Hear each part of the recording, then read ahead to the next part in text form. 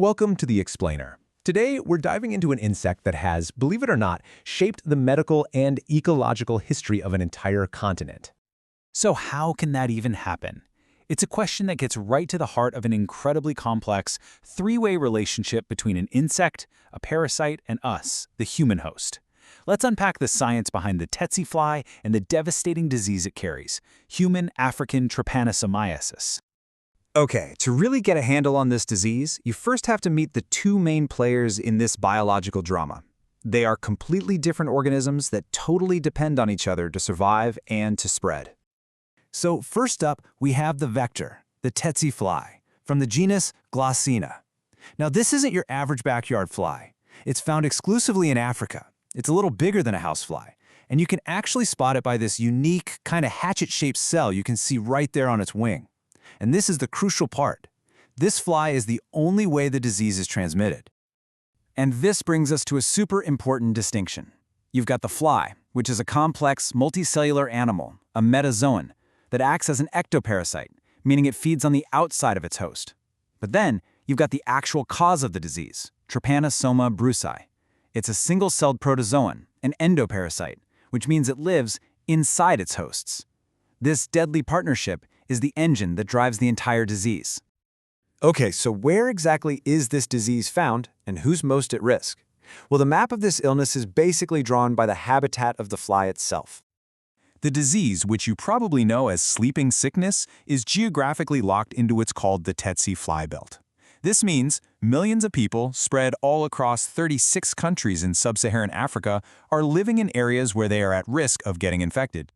But here's the thing. Human African trypanosomiasis isn't just one single illness. There are two main forms, and they're caused by two different subspecies of the parasite. In West and Central Africa, you find Trypanosoma brucei gambiense, which causes a chronic, slow-moving infection. On the other hand, Trypanosoma brucei rhodiense in East and Southern Africa causes an acute, really fast-progressing disease. And this distinction is absolutely vital, because it means you need totally different public health strategies to track and treat them. And this brings us to a key point in our totally interconnected world. While the transmission cycle is in Africa, international travel means that cases can and do pop up anywhere. Travelers returning to countries like the Netherlands have been diagnosed, which is a stark reminder that a regional disease can become a global health issue in a heartbeat. So how does this all work? How does a microscopic parasite make the leap from a fly to a person and then back again? The life cycle is a fascinating, if pretty frightening, journey. Let's trace the parasite's path. It all kicks off when an infected tsetse fly bites a person, injecting the parasite into their bloodstream. From there, the parasites multiply like crazy, spreading through the blood and lymph system. Then, an uninfected fly comes along, bites that same person, and sucks up the parasites with its meal. Inside the fly's gut, the parasites transform and migrate to its salivary glands. The cycle is now complete. That fly is basically a loaded weapon ready to infect the next person it bites. Once that transmission happens and the parasite is in the human body, it launches a systematic and just devastating assault. The way the disease progresses is exactly where it gets its infamous name.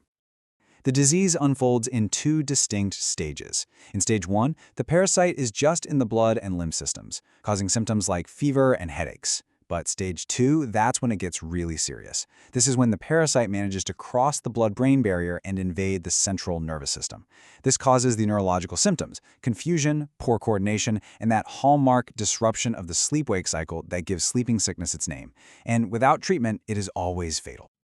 So, fighting this disease really comes down to two things: finding it early and treating it effectively. And thankfully, the tools we have to do this have come a long way. To confirm an infection, healthcare workers have a whole toolkit at their disposal.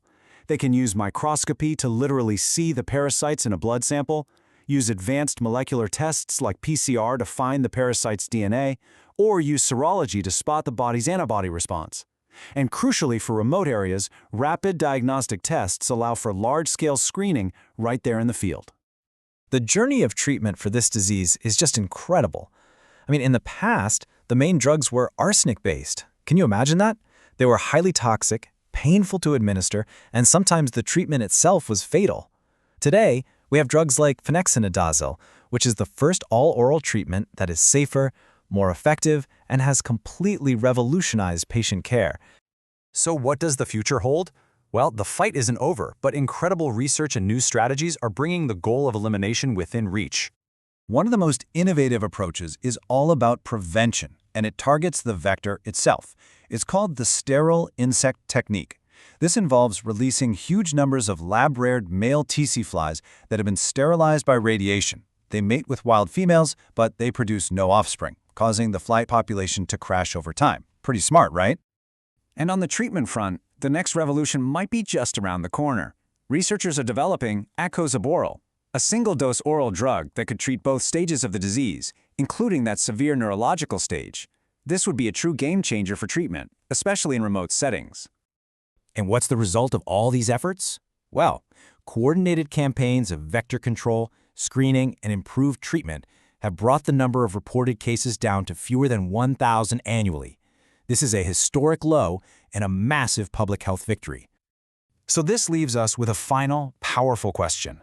We have better drugs, smarter prevention strategies, and dwindling case numbers. Are we finally turning the page on this ancient and terrible disease for good? The research for this explainer was compiled using a Gemini deep search. If you want to explore the data yourself, we've organized a complete list of all our sources for you in the linked Notebook LM document. To keep breaking down complex topics with us, make sure to subscribe to the channel. We'd love to hear your thoughts or questions, so please leave them in the comments below. Thanks for watching.